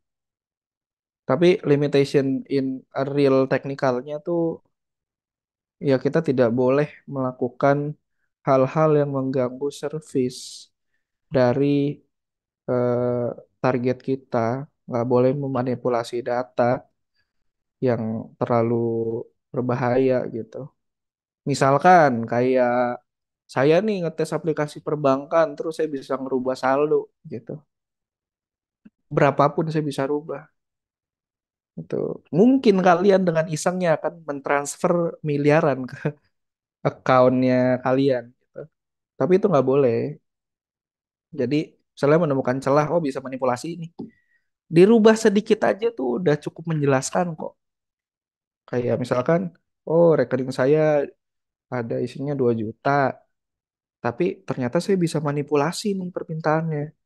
Ya dilebihin aja 20.000, terus kasih proof rekening saya itu cuma 2 juta, tapi saya bisa lebihin 20.000, padahal rekening saya 2 juta doang nih.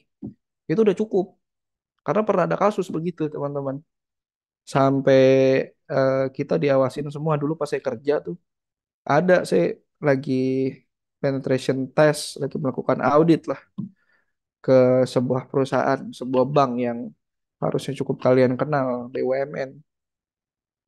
Ada vendor lain yang berubah, bukan berubah, mentransfer saldo 2 miliar. Wah, ribut itu langsung. Nah, makanya kalau mau manipulasi itu agak dipikir lagi lah, gitu. Dilebihin sedikit aja, jangan banyak-banyak. Ada tuh pengalaman yang sangat tidak mengenakan sih, karena vendor-vendor lain tuh jadi kena batunya, gitu. Jadi please apapun tindakan kalian tuh harus terukur. Jangan sembarangan aja karena ini barang orang ya. Jadi jangan jangan aneh-aneh lah gitu. Terus nggak boleh ngelakuin apalagi ya ganggu servis, nggak boleh manipulasi yang terlalu keterlaluan, sama masukin malicious payload, malicious code ke dalam. Kalau kalian bisa mendapatkan eh, command injection vulnerabilities itu hati-hati sekali. Jangan sampai masukin aneh-aneh. Kalau mau masukin dengan izin gitu. Kayak misalkan kalian mau melakukan sebuah eksploitasi tapi kayaknya resikonya kegedean gitu. Better nanya dulu, jangan langsung dihajar. Nah, itu yang harus teman-teman perhatiin ya. Jadi jangan main hajar aja langsung, ini barang orang dan menyangkut banyak orang juga. Bisnis bisa mati, customer bisa kehilangan kepercayaan terhadap perusahaan kalian atau tempat kalian testing gitu. Jadi hati-hati sekali. Technical skill, ini saya persingkat, bisa coding, bagus banget, bisa network, bagus banget. Itu modal awal yang bagus. Network deh, karena kalian akan banyak sekali berurusan sama infrastructure gitu. Dan kalian juga harus tahu Windows Linux lah, Windows Unix Linux. Kalian harus tahu struktur-struktur dari ketiga OS tersebut. Gitu. Kenapa? Karena saat kalian melakukan pengujian, Misalnya kalian mau vulnerabilities, kalian langsung bisa menyasar ke file sensitifnya, gitu. Atau kalian tahu sesuatu terkait, oh ini kira-kira ada konfigurasi yang bisa gua akalin nih. Itu pentingnya tahu OS, gitu kan. Terus punya knowledge networking. Kalian juga harus tahu bagaimana cara protokol-protokol bekerja. OC layer itu kalian harus tahu. Belajar aja pelan-pelan, nggak apa-apa kalau nggak punya knowledge-nya sekarang. Terus komputer expert yang nggak expert-expert banget lah di awal. Yang penting kalian punya kemampuan googling yang advance. Itu kan udah saya kasih tahu tadi. Gimana cara carinya. Nah ini yang ini juga ini berguna banget. Buat kalian bug bounty ini sangat berguna. Jadi silahkan dipakai. Terus punya knowledge terkait security wajib. High technical knowledge enggak juga. Ini seiring berjalannya waktu. Gitu. Kalau kalian langsung dicekokin sama high technical knowledge, mabuk. Gitu. Jadi nggak perlu yang wah dulu deh tahu mau ngapain. Nah, gitu.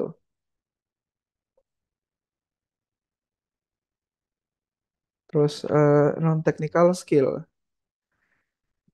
Buat teman-teman yang masih muda, yang masih 20-an, yang masih kuat. Non technical skill ini saya persingkat untuk kalian. Kalian harus bisa belajar konsisten bahkan di hari libur. Saya belajar belasan jam setiap harinya dulu. Memang agak kabur-kaburan ya. Cuman ya itu totalnya masih bisa belasan jam. Lalu sekarang saya bekerja minimal 12 jam. Ya kerja sambil belajar. Ya kerja itu belajar juga teman-teman. Jadi pakai waktu kalian setelah pulang kerja untuk belajar. Perjalanannya akan sangat panjang, tapi ya ini yang harus dilewatin karena memang banyak banget yang harus dipelajarin, teman-teman. Ya oke ikut bootcamp, cuman setelah bootcamp kalian harus belajar lagi sendiri gitu untuk materi yang ke depannya supaya pas dibahas itu kalian tahu nanyanya lebih tajam lagi. Terus ya intinya tidak mudah menyerah lah, sesimpel itu. Tapi tidak sesederhana itu ketika melakukannya. Saya juga hampir menyerah. Banyak sekali saya hampir menyerahnya. Tapi ya saya masih di sini, masih ngajarin kalian. Ya saya belum nyerah berarti. Terus eh komit sama aturan perusahaan ketika kalian udah kerja nanti. Itu nggak boleh dihilangkan. Terus punya awareness terkait aturan yang ada di negara ini, yang berlaku di negara ini.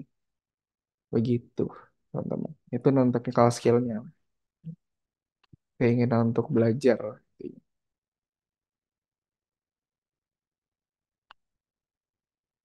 Terus information assurance. Ya, ini refernya sama ke konsep dasar information security. Ada tahapan-tahapannya di sini. Developing local policy process and guidance. Ini biasanya orang compliance. Apa kalian bisa andil dalam sini? Bisa. Karena kalian tahu kondisi lapangannya gimana kan. Bisa banget. Karena saya juga tukang buat SOP soalnya. Walaupun tidak sebagus orang compliance ya itu mesti di review lagi lah itu sama orang compliance yang memang itu bidangnya mereka. Tapi kalian juga bisa membuat aturan berdasarkan situasi lapangan yang kalian lihat. Bisa banget gitu.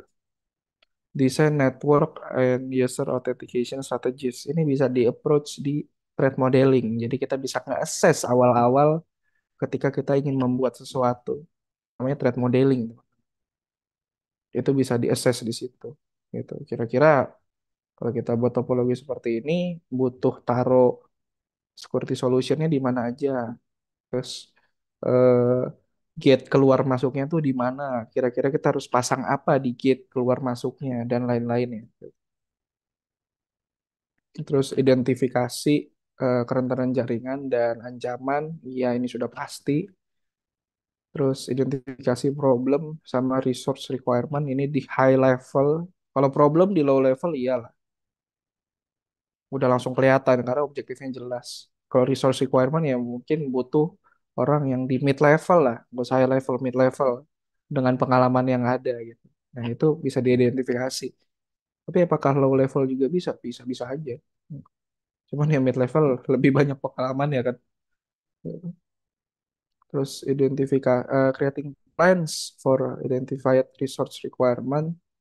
Ya, ini levelan lead gitu. Dia melihat berdasarkan situasi yang ada, berdasarkan attack-attack yang masuk, berdasarkan ancaman yang ada di luar. Gitu.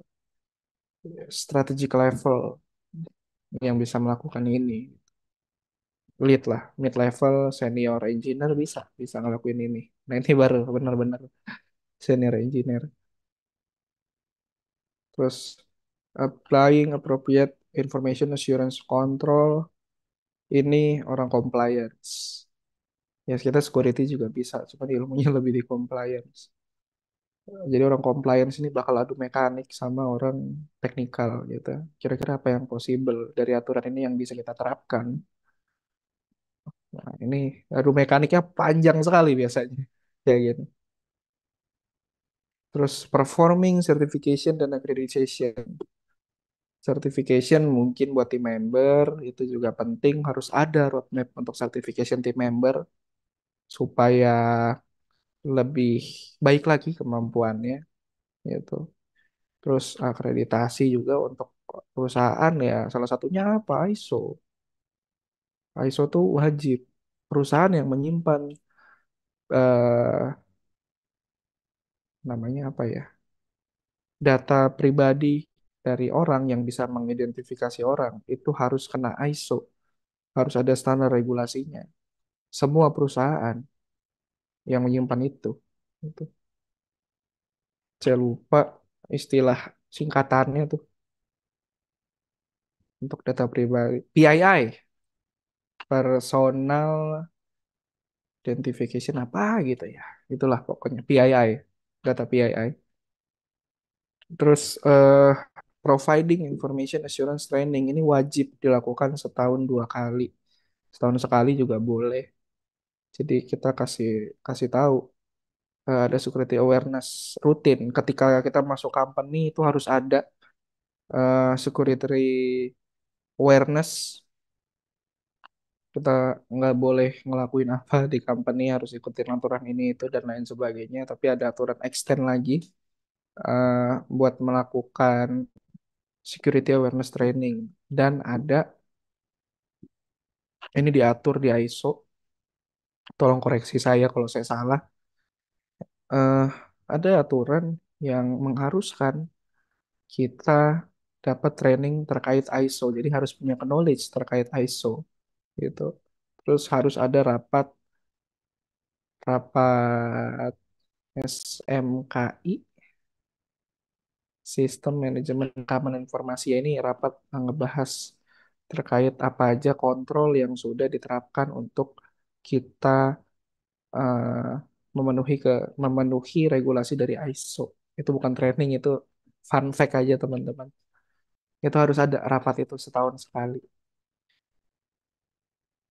Dan ada aneksnya itu diatur.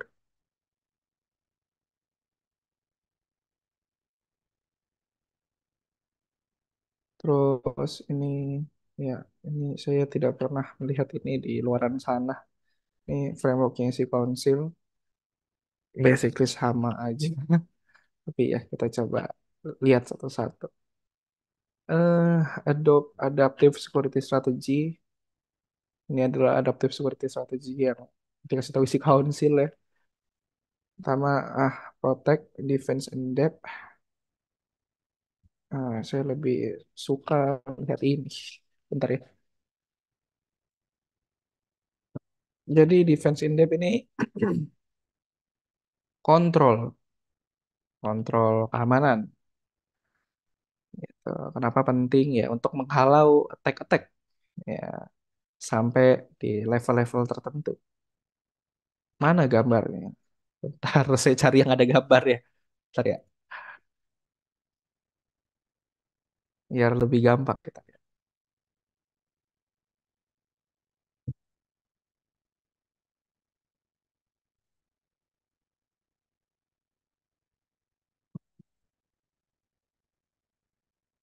Mana ini saya butuh, butuh gambar yang ada penjelasannya. Biar kalian nggak mabok lihat nih.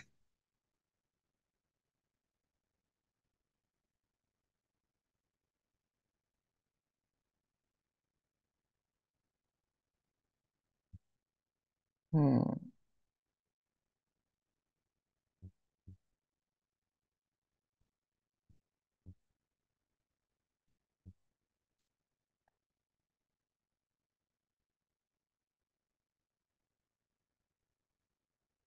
Wah, ini kebanyakan. Bentar, susah, susah. Jangan nanti pusing kalian.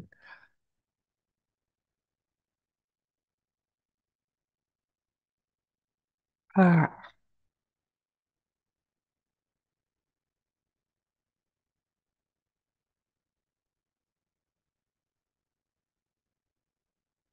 oh agak lama dia rendernya.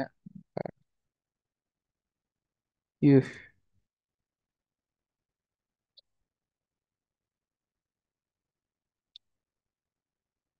sambil menunggu. Selanjutnya ketika kita sudah menerapkan defense in depth, nanti saya kasih lihat. Itu kita melakukan deteksi, continuous threat monitoring, caranya. Menggunakan apa? Ya, menggunakan CM atau SOAR juga bisa. Security orchestration apa gitu namanya. Jadi di cyber security ini banyak singkatan-singkatan yang susah. Terus melakukan incident response dan di keempat, predik ini approach yang proaktif. Gitu. Di yang keempat ini kita melakukan approach proaktif. Kenapa? Karena kita mempredik threat yang ada ke depannya. Gitu. Salah satunya kita melakukan risk and vulnerability assessment, VPT, vulnerability assessment dan penetration testing itu yang kita lakukan. Risk itu udah ada lagi orangnya, orang risk. Gitu. Terus ada tech surface analysis. Nah, ini juga kita melakukan ini sebenarnya di penetration testing atau VPT. Selanjutnya ada threat intelligence.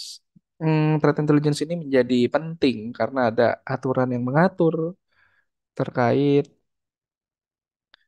perlindungan data pribadi dan threat intelligence merupakan salah satu dari komponen aturan tersebut. Memang tidak disebutkan secara jelas, tapi threat intelligence sangat membantu ketika kita menghadapi sebuah insiden. Toolsnya memang juga berbagai macam beragam toolsnya, tapi threat intelligence membantu kita untuk melihat keluar sana apakah data kita dijual, apakah ada akses ke dalam server kita dijual, terus apakah ada website phishing yang meniru website kita, plek-plekan, terus kira-kira apakah ada file yang ke-compromise dan lain-lainnya. Banyak banget fitur threat intelligence. Jadi ini sangat membantu untuk melakukan analisa atau eh, melakukan prediksi terkait threats apa aja yang eh, akan ada di kedepannya. Jadi kita bisa melakukan tindakan preventif untuk melindungi organisasi. Seperti itu, teman-teman. Waduh, belum beres dia. Ya inilah saya kasih aja lah ya. Jadi basically defense in depth ini eh, melindungi dari parameter paling depan, dari layer paling awal nih aplikasi, terus mundur-mundur-mundur ke belakang lagi sampai layer ke physical yang ada di perusahaan gitu. Physical layer sampai gedung itu dilindungin, terus orang-orang di dalamnya, karyawannya harus ada SOP ini itu dan lain-lainnya. Itu juga dilindungi. Ini saya kasih aja. Nah, silakan dibaca. Jadi kita bisa lanjut.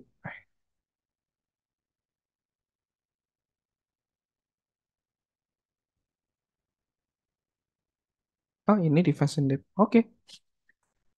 Itu versi lengkapnya berarti teman-teman. Defense in depth ini. Jadi di sini ada policies and procedure di awal. Bagian paling depan. Untuk melindungi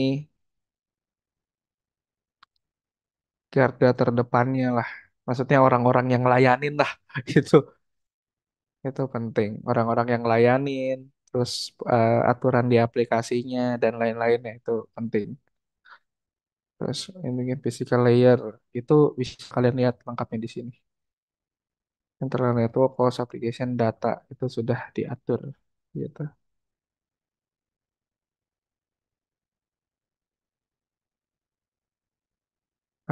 Ini adalah risk. Bagaimana cara kita menghitung sebuah resiko? Ada dua approach. Itu ada CVSS sama OWASP. Saya kasih lihat ya, Pak. Ini kayaknya saya tutup aja deh.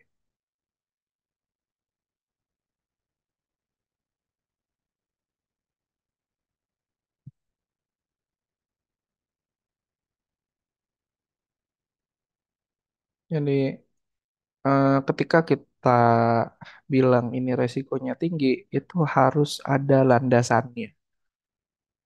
Bagaimana orang melihat landasan risiko itu? Ya ini kita ngitungin dari sini. Ini sih yang paling suka saya pakai ya, karena versinya satu.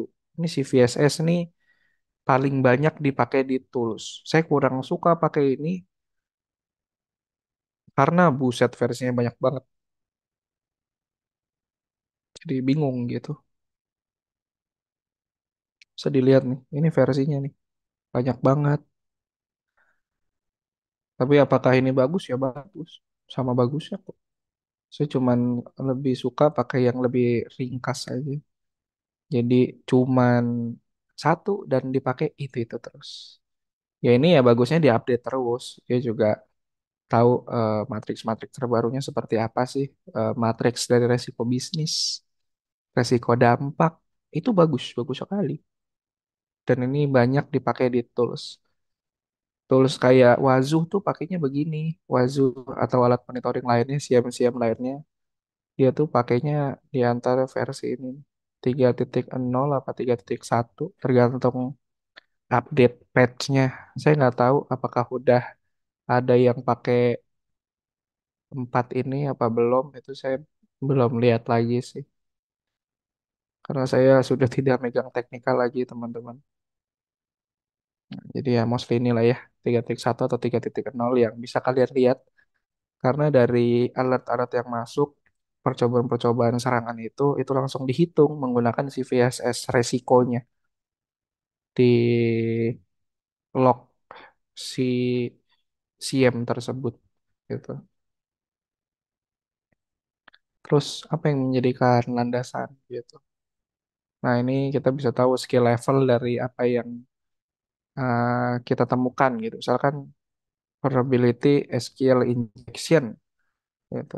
Kalau SQL injection ya mereka harus punya network and programming skill ya salah satu ya. Jadi harus ngerti SQL itu apa.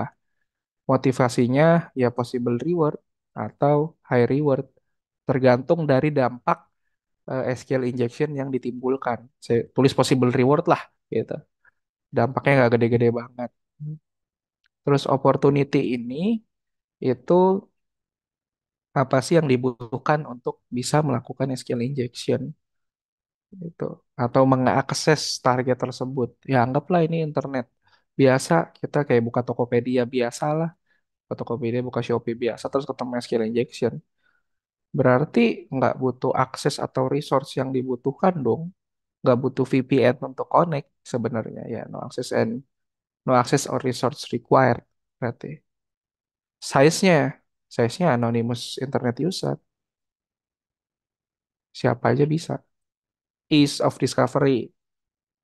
Ini seberapa gampang kita nge-spot celah keamanan SQL injection. Biasanya sih udah langsung ke detect gitu. Kalau yang easy lah, anggaplah ini easy, langsung ke detect lah. Ada yang nggak ke detect juga banyak gitu. Kalian mesti coba manual. Gitu. Apalagi ngeblind SQL injection ya cobalah manual gitu kan. Line, time base, dan lain-lain. Banyak tekniknya. Tapi anggaplah kita ketemu di tools. Bisa isi, bisa automated tools. Bilang automated aja. Terus kita coba exploit dan mudah sekali. Nggak ada mesti bypass apapun. Ya easy. Awareness SQL injection tidak dikenal oleh banyak orang. Gitu. Beda halnya kalau kalian menemukan password yang tidak sesuai standar. Itu public knowledge. Kenapa begitu? Karena bank pun menyarankan kita selalu ganti password, pakai password dengan standar ABC. Itu banyak sekali awareness-nya. Tapi kalau SQL injection, awareness-nya hidden. Hanya orang-orang tertentu aja yang tahu. Intrusion detection sebenarnya ke detect karena ada eh, di aplikasi sendiri itu ada RASP, eh, Response Application Security apa kayak. Nggak tahu, saya pokoknya mekanisme pertahanan untuk mendeteksi serangan itu RASP. Singkatannya saya tidak tahu. Ya ini bisa log and review. Di CM juga ketangkap kalau memang ada percobaan seperti ini. Tapi kalau kalian tidak tahu itu apaan, boleh dikosongin, nggak jadi masalah. Tapi kan saya tahu, bisa isi gitu. Terus of confidentiality. Anggaplah kalian cuma dapat tabel-tabel nggak penting, data-data nggak penting. Ya ini minimal critical data or extensive non-sensitive data disclose karena datanya nggak penting, tapi kalian berhasil mengambil data yang tidak penting itu. Integrity, integrity apakah kalian bisa merubah data itu? Belum tentu. Gitu ya. Kita masukin aja minimal seriously corrupt data atau minimal slightly corrupt data. Ini satu kasus ya, bukan berarti ini bisa diterapkan di semua. Ini saya ngasih contoh pemakaiannya aja. Loss of availability. Ya kalau datanya hilang bisa dimanipulasi ya nggak jalan dong websitenya gitu. Tapi ya ini datanya bisa dibilang kita nggak bisa manipulasi, nggak bisa drop table-nya, ya NA aja lah. Kalau kalian bisa sampai ngedrop table, waduh, itu bahaya sekali. Yes, fully traceable. Kenapa? Karena sudah log and review. Kan udah ada mekanisme keamanan, ya kita bisa trace dengan gampangnya lah gitu. Jadi harus konsisten nih. Dua, dua ini ya. Accountability itu kayak monitor atau enggak sih gitu. Ini kan yang konsep yang kita bahas dari tadi nih. Basic konsep dari information security. Shared triad, confidentiality, integrity, sama availability. Ini selalu jadi indikator. Dan attacker tuh berlomba-lomba untuk menyalahi konsep ini supaya bisa melakukan eksploitasi. Gitu. Financial damage ya mungkin websitenya nggak penting-penting amat ya, less than the cost to fix the vulnerability based on uh, seberapa parah celah keamanan yang kalian temukan gitu. Ya ini case-nya nggak parah-parah banget. Jadi ya bisa less than the cost to fix the vulnerability. Terus reputation, minimal damage karena nggak parah-parah banget. Compliance, ya ini udah clear violation.